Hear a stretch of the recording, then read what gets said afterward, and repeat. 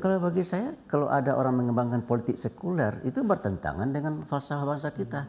Bertentangan dengan hukum dasar. Di dalam hukum dasar kita, Undang-Undang 45 pasal 29 ayat 1, negara berdasar atas ketuhanan yang Maha Esa. Jadi berarti tidak boleh ada hal-hal yang kita lakukan di negeri ini ya, yang tidak diwarnai oleh nilai-nilai ajaran agama.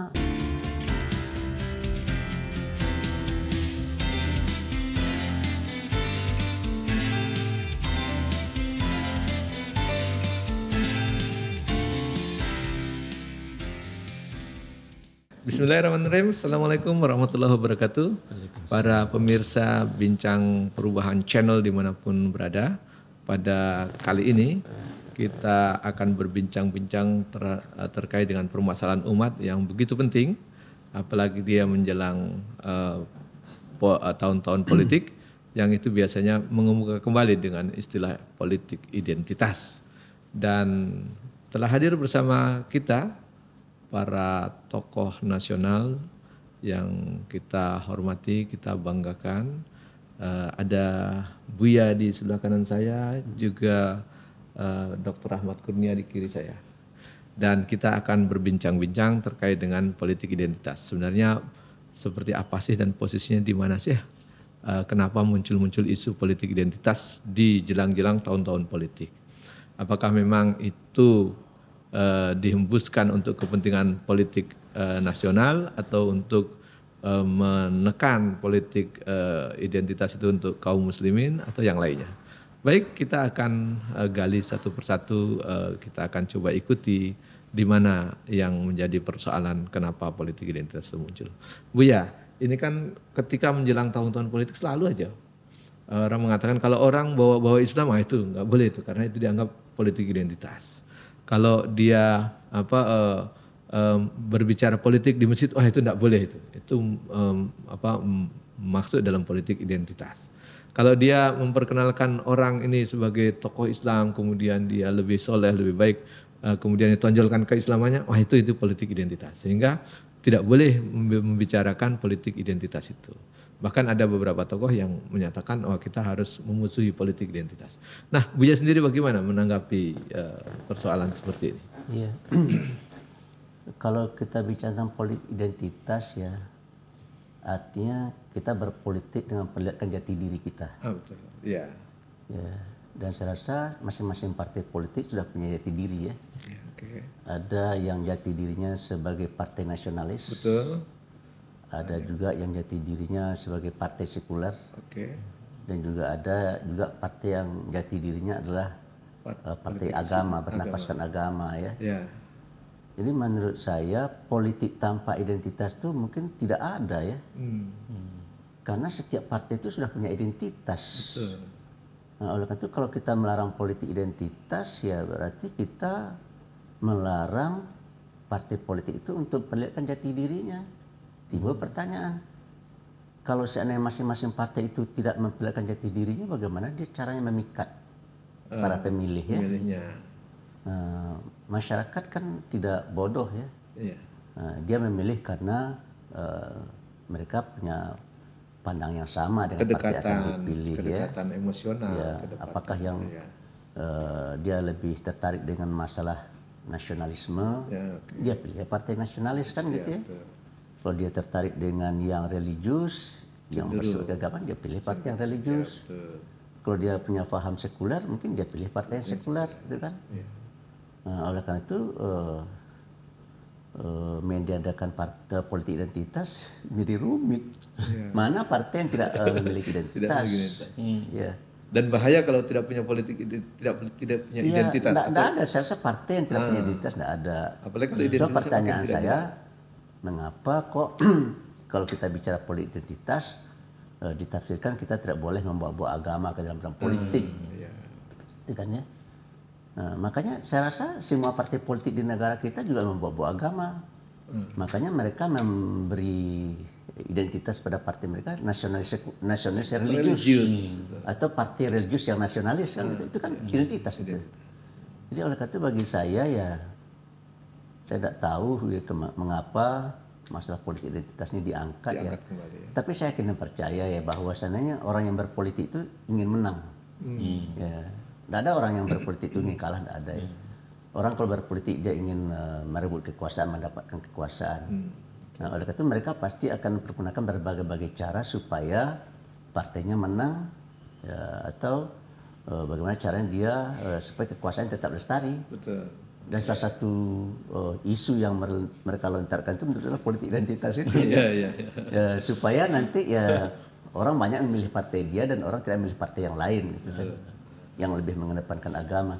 Kalau bagi saya ya kalau ada partai politik di negeri ini yang memusuhi agama, itu partainya tidak lagi Pancasila itu. Oh gitu. Karena falsafah kita sila pertamanya kan Ketuhanan Yang Maha Esa kan agama itu kan. Jadi oleh karena itu setiap partai politik di negeri ini harus membawa nilai-nilai dari ajaran agama ke dalam kehidupan politiknya. Ya berarti. Oleh karena itu kalau seandainya tidak boleh agama dibawa-bawa ke dalam kehidupan politik, ya jangan berpolitik di negara Republik Indonesia. Karena di negara Republik Indonesia itu ya, agama sangat dihargai gitu ya. Iya. Gitu. Rasa begitu mungkin. Gimana Pak Rahmat ini? Saya pikir yang disampaikan Buya Anwar itu memang sudah pas, memang itu realitasnya ya. Jadi saya setuju bahwa politik identitas itu kan sebenarnya dia alami, natural. Nah, kalau saya lihat dari segi prakteknya saja nih ya, misalnya orang dia ingin memperjuangkan hak-haknya dengan mengatasnamakan buruh, ini kan identitas. Lalu misalnya memperjuangkan hak-haknya atas gerakan perempuan, ini kan juga identitas. Atau misalnya, oh ini sekarang ini kita harus memperjuangkan hak-hak anak, ini kan juga identitas. Ada juga yang memperjuangkan atas nama ini itu, termasuk memperjuangkan Supaya tidak ada politik identitas. Itu juga termasuk supaya tidak ada politik identitas, itu adalah identitas gitu. Jadi karenanya kalau saya lihat bahwa politik identitas itu sesuatu hal yang alami dan tidak bisa dihalang-halangi. Menghalang-halangi politik identitas berarti sebenarnya ada sesuatu di balik itu. Nah, saya melihat begini. Jadi ketika orang berbicara politik identitas, ya sejauh yang saya amati, kok ujung-ujungnya ini ke Islam gitu. Misalnya tidak boleh bicara politik di masjid. Kok di masjid sih gitu? Tapi tidak pernah di tempat-tempat lain gitu. Nah, berarti kan ini Islam yang disorotinya gitu. Nah, kalau ini yang terjadi, jangan sampai untuk menghalang-halangi kepentingan Islam dan umat Islam digunakanlah istilah politik identitas. Padahal sebenarnya untuk menghalangi Islam dalam rangka melanggengkan kehidupan lawan Islam atau sekuler itu. Nah, ini yang saya pikir perlu kita ini kan Bu ya. Iya. Tapi kalau politik sekuler boleh disampaikan. Ya, kalau bagi saya, kalau ada orang mengembangkan politik sekuler, itu bertentangan dengan falsafah bangsa kita. Bertentangan dengan hukum dasar. Di dalam hukum dasar kita, Undang-Undang 45 pasal 2 ayat 1, negara berdasar atas Ketuhanan Yang Maha Esa. Jadi berarti tidak boleh ada hal-hal yang kita lakukan di negeri ini ya, yang tidak diwarnai oleh nilai-nilai ajaran agama. Apakah ajaran agama itu agama Islam, Kristen, Katolik, Hindu, Buddha, atau Konghucu. Gitu. Oleh karena itu kalau ada orang di negeri ini yang mengembangkan politik sekuler, ya maka menurut saya itu orang tidak ngerti tentang Pancasila dan tidak ngerti tentang hukum dasar yang berlaku di negara Indonesia. Tuh, oleh karena itu bagi saya memukul lawan-lawan politik dengan kata-kata politik identitas bagi saya itu adalah ya juga tidak Pancasilais menurut saya. Saya terus terang saja, mengapa kok mereka takut agama dibawa-bawa ke dalam kehidupan politik ya? Silakan saja masing-masing partai membawa ajaran agama ke dalam politik, kan nanti masyarakat menilai. Kalau konsep agama yang ditawarkannya tidak sesuai dengan keinginan masyarakat, itu masyarakat tidak mau memilih kan? Tapi kalau ada lagi yang partai lain yang menawarkan agama kepada para pemilih, lalu masyarakatnya tertarik, itu mereka akan memilih kan? Jadi menurut saya tidak ada yang salah kalau seandainya kita membawa agama ke dalam politik. Timbul pertanyaannya nanti kan untuk kata pemungkasnya kan di pemilih. Kalau masyarakat senang, tentu dia akan pilih. Kalau masyarakat tidak senang, dia tidak akan pilih kan gitu ya. Kalau seandainya ada berapa partai, 20 lebih partai yang akan bersaing nanti, silakan saja lah. Bawa agama ya, tapi masih kemungkinan besar ada perbedaan mereka dalam memahami agama ya. Silakan, nanti kan masyarakat yang menilai gitu. Kalau di Amerika sendiri itu kan kalau kita lihat tidak terlepas dari isu politik agama. Oh jelas, dan di Jerman itu ada partai politik Kristen Demokrat maksudnya. Ada dan menang itu lama itu. Ya makanya kalau kita lihat kok mereka mempersoalkan kalau umat Islam bicara tentang politik terus diisukan tidak boleh dengan identitas gitu. Yang mereka nampaknya menyerangnya konteks boleh berpolitik identitas selain Islam. Iya. Nah, ke arahnya kok seperti itu. Ya semestinya menurut saya ya tidak boleh ada partai politik di negeri ini yang alergi terhadap agama. Banyak partai saya itu mengklaim diri sebagai partai nasionalis religius. Kan berarti ada agama, membawa agama itu kan ke dalam politik kan ya. Saya beberapa waktu yang lalu ya sempat berdebat juga dengan salah seorang petinggi partai ya. Ketika saya katakan bahwa kenapa partai Bapak kok tidak membawa agama, enggak, kami membawa nilai ajaran agama. Posisi kami, identitas kami adalah partai nasionalis religius. saya setuju juga, senang juga saya dengan nasionalis religius kan gitu ya. Artinya dia tahu persis bahwasanya dia hidup di negara yang tinggi nilai Pancasila ya, di mana sudah percaya Tuhan Yang Maha Esa. Oleh itu dia yakin bahwasanya kalau seandainya dia tidak membawa agama ke dalam kehidupan partai politik, kemungkinan besar partai nggak akan dipilih orang. Dan kalau kita dari segi keislaman kita, itu kan kita itu tidak boleh memisahkan keislaman kita dalam setiap detik kehidupan kita. Karena kan inna sholati wa nusuki wa mahyaya wa mamati lillahi rabbil alamin. Begitu juga kan Rasulullah kan kita ingat betul salah satu wasiatnya itu adalah ittaqillaha haitsuma kunta. Takwalah kamu semua kepada Allah ya. Haitsuma kunta, dimanapun kapanpun kamu berada. Artinya ketika kita di jalan harus membawa nilai Islam, ketika di rumah, ketika di pasar, ketika di kantor, ketika di kampus, ketika di gedung parlemen, ketika di istana, ketika berpolitik, kan semuanya itu harus ya justru membawa Islam. Jadi jangan sampai umat Islam malah tidak boleh membawa. Tidak membawa. Ya, jadi kalau melarang partai politik bicara tentang agama ya berarti partainya partai sekuler. Ya. Partai sekuler itu adalah partai yang memisahkan antara kehidupan agama dan kehidupan dunia. Kehidupan partai politik, kehidupan ekonomi.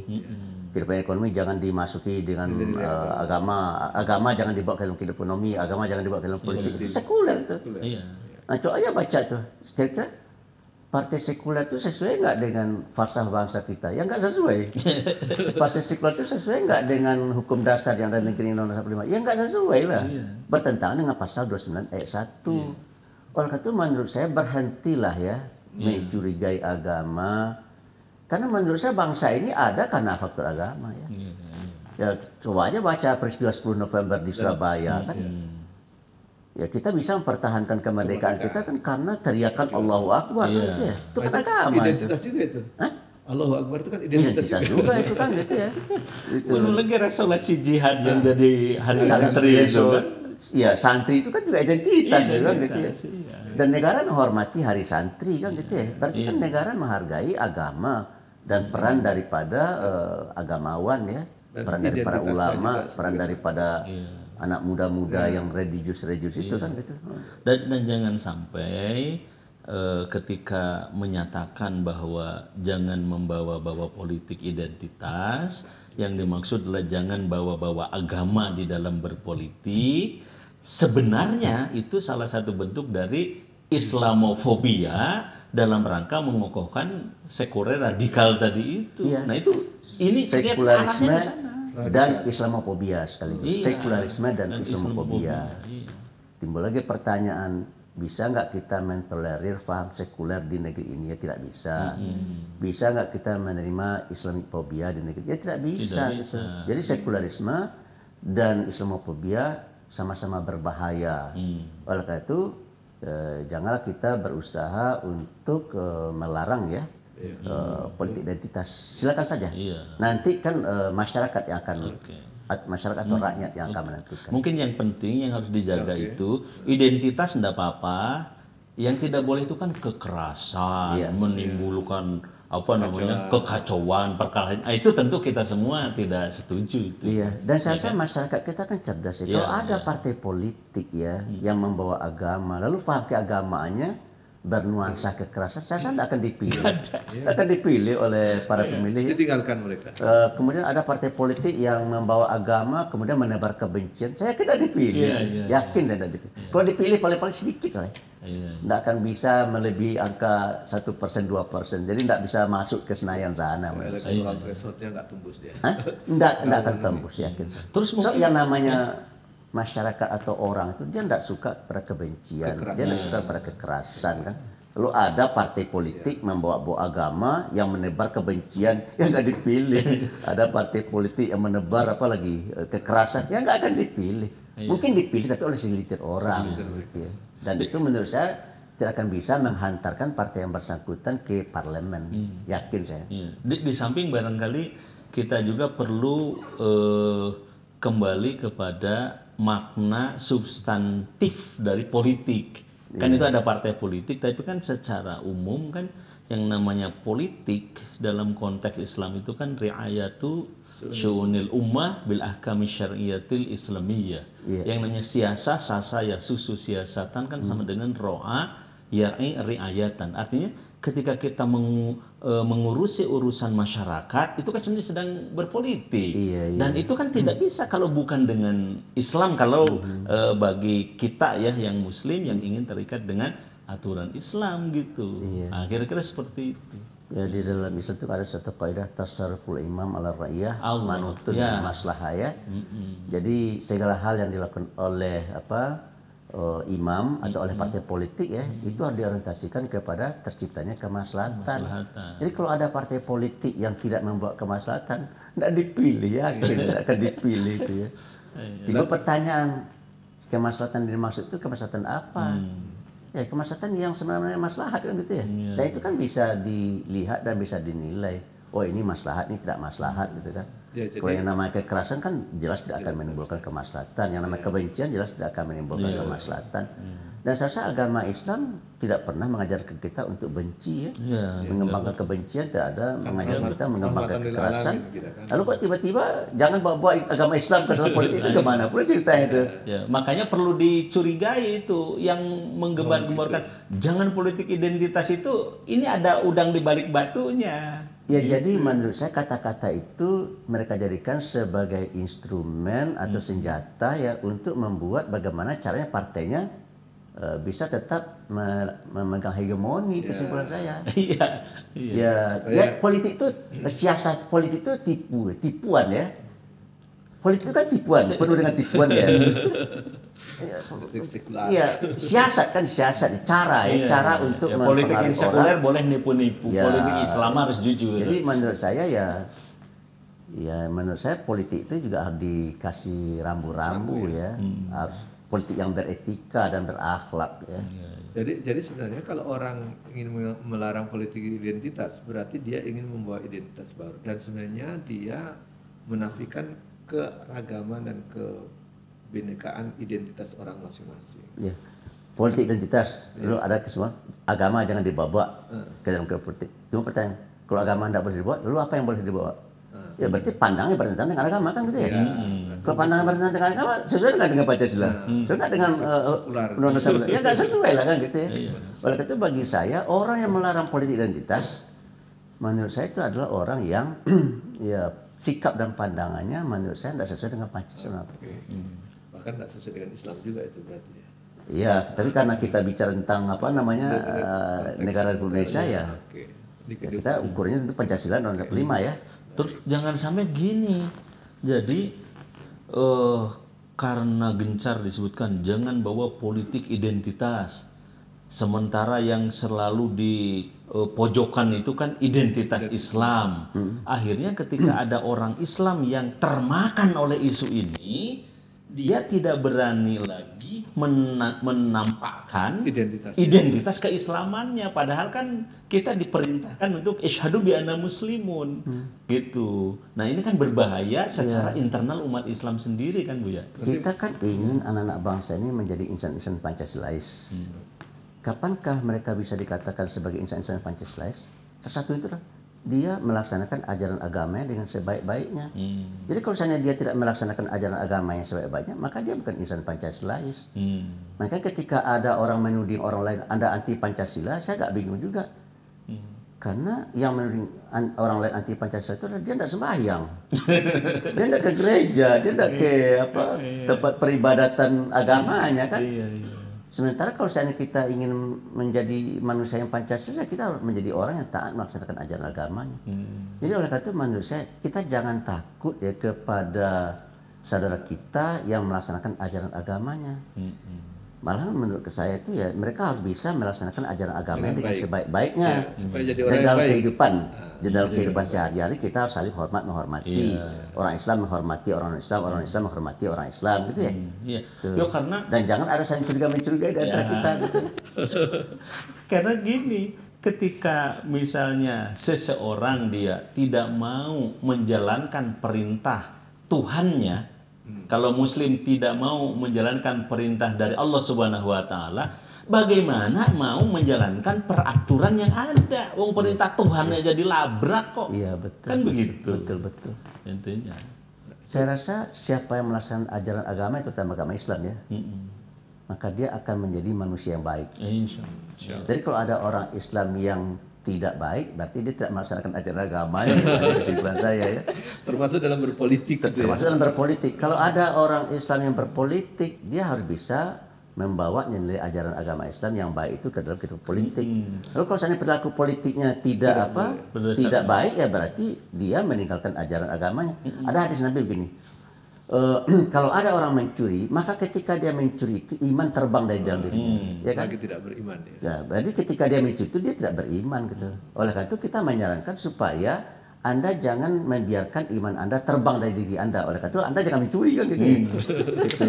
Dan ketika itu, ketika di dalam kehidupan atau dalam politik tidak membawa Islam, pasti masih evangelis yang digunakan. Dihalalkan segala cara, karena kan tidak membawa agama itu kan tidak ada aturan halal haram lagi, itu Makanya bebas menarik aja. juga ya apa yang dilakukan oleh Pak Jokowi, mengundang para pejabat kepolisian untuk datang ke istana ya.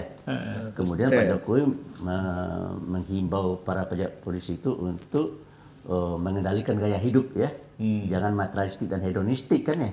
Yang namanya materialistik hedonistik kan dilarang oleh agama, ya kan? Jadi apa yang dianjurkan oleh Pak Jokowi itu sebenarnya apa yang dianjurkan oleh ajaran agama itu. Tuh. Tapi karena mereka itu tidak memperhatikan ajaran agama dan tidak membawa ajaran agama ke dalam kehidupan, ya terjadilah peristiwa-peristiwa seperti yang kita ketahui itu. Ya kan? Di mana kata Kapolri ya, saya tidak mau lagi kata Jokowi, kata Pak Kapolri, ada setoran ke atas. Gitu kan, untuk sekolah setor bayar gitu, untuk naik pangkat bayar gitu kan ya. Saya tidak lagi mau dengar kata Kapolri. Itu benar itu itu ajaran agama Islam itu. Meskipun Pak Listio bukan beragama Islam, tapi itu ajaran agama kita gitu. Timbul pertanyaan, kalau ajaran agama jangan dibawa ke dalam politik, ya berarti mentolerir perbuatan-perbuatan yang tercela itu begitu. Itu jangan itu yang menjadi penyebab kenapa negeri kita tidak baik-baik saja. Korupsi ya. Karena meninggalkan agama Dan itu juga menjadi penyebab mengapa di negeri ini polisi juga terlibat dalam perdagangan narkoba kan gitu ya. Itu. Jadi kesimpulan saya, menjauhkan agama dari kehidupan politik itu akan menimbulkan bencana dan malapetaka. Itu kesimpulan saya. Oleh karena itu melarang politik identitas, melarang membawa agama-agama ke dalam kehidupan politik, maka menurut saya tunggulah bencana dan malapetaka akan tiba, menimpa kita semua. Ya, karena bencana kan tidak hanya menimpa orang yang melakukan. Iya, yang tidak melakukan pun juga akan kena itu. Yang kena itu. Iya, karenanya stop bicara, jangan bawa-bawa politik identitas, padahal yang dimaksud jangan bawa-bawa identitas Islam di situ. Stop. Itu ya kan? Jadi Jadi biarkan agama itu, Islam dalam hal ini, itu dibawa dalam semua kehidupan termasuk dalam berpolitik. Ya, tapi itu tidak mungkin ya. Karena orang Islam itu akan membawa agamanya ke dalam segala sisi dan dimensi kehidupannya, termasuk dalam kehidupan ekonomi dan dalam kehidupan politik. Gitu. Oleh itu melarang orang Islam melakukan itu, dan juga saya rasa orang agama lain juga seperti itu, saya rasa ya. Ya itu berarti memaksakan sesuatu yang tidak boleh dipaksakan itu. Tuh, dan itu menjadi politik yang tidak manusiawi jadinya itu. tidak sesuai Politik dengan yang seperti fitrah. itu adalah politik yang tidak sesuai dengan fitrah. Iya, Ya. tidak sesuai fitrah manusia. Dan itu politik yang seperti itu politik yang menyakitkan menurut saya. Ya. Bukan hanya menyakitkan, merusakkan. Merusak dan menyakitkan. Jadi oleh karena itu menurut saya ya kita menghimbau kepada para politisi di negeri ini ya, Berkompetisi. Ya. supaya dalam berpolitik itu membawa nilai-nilai dari Pancasila dan Undang-Undang 45 ke dalam kehidupan berpolitik. Kalau kita membawa Pancasila dan Undang-Undang 45 ke dalam kehidupan berpolitik, itu berarti kita membawa nilai-nilai agama, ajaran agama kita masing-masing ya, ke dalam kehidupan yang berhubungan dengan masalah kekuasaan. Tidak boleh memisahkan ajaran-ajaran agama, tidak boleh dibawa ke politik, itu tidak boleh seperti itu. Dan memang mestinya begitu ya. Jadi orang harus menunjukkan jati dirinya supaya dia jadi orang yang beragama dan taat kepada agamanya. Bisa dilihat dari praktek kehidupannya. Ya kalau Muslim dia tunjukkan dia pakai pakaian Muslim, menutup aurat. Ya malah kita bingung juga kalau nggak nampak oleh kita jati dirinya siapa dia sebenarnya kan gitu ya. Kita kan ingin tahu juga nih. Partai ini partai apa nih? Partai nasionalis, religius, ada tahu kita kan gitu ya.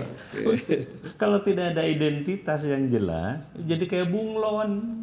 Tergantung dia pindah ke sana hijau jadi hijau, pindah ke sini coklat jadi coklat. Secara ke kanan hukum jadi ya, secara hukum Partai Persatuan Pembangunan itu kan legal itu ya. Nah, kalau dia tidak boleh membawa agama ke dalam itu gambar simbolnya ke Ka'bah itu gimana caranya itu ya? Ya, politik identitas dibilangnya. Kita jangan membawa agama ke dalam politik. Nah, itu negara mengakui P3 sebagai partai politik. Ya.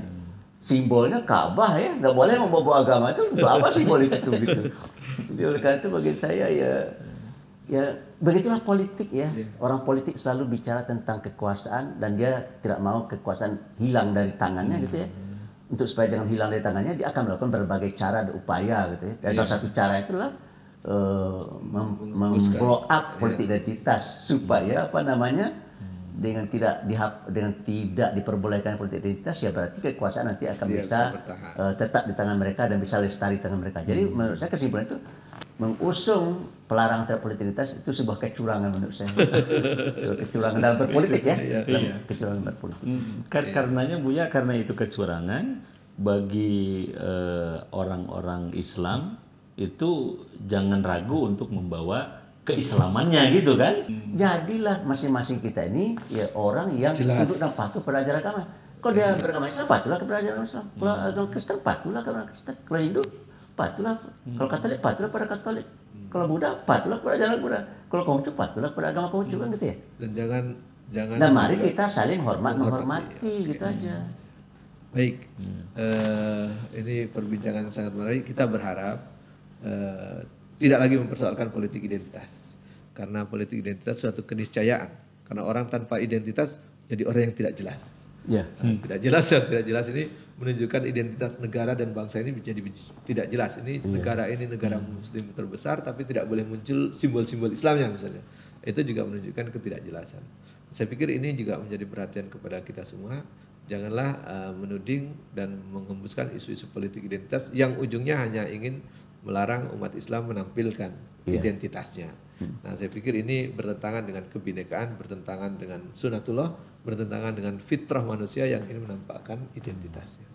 Dan semoga perbincangan ini bisa bermanfaat bagi kita semua, para pemirsa bincang perubahan dimanapun berada. Kita akan bertemu lagi pada topik dan perbincangan di kesempatan lain dengan topik yang lebih hangat. Terima kasih. Assalamualaikum warahmatullahi wabarakatuh. Waalaikumsalam. Terima kasih Buya. Terima kasih. Insyaallah. Buya Anwar, terima kasih.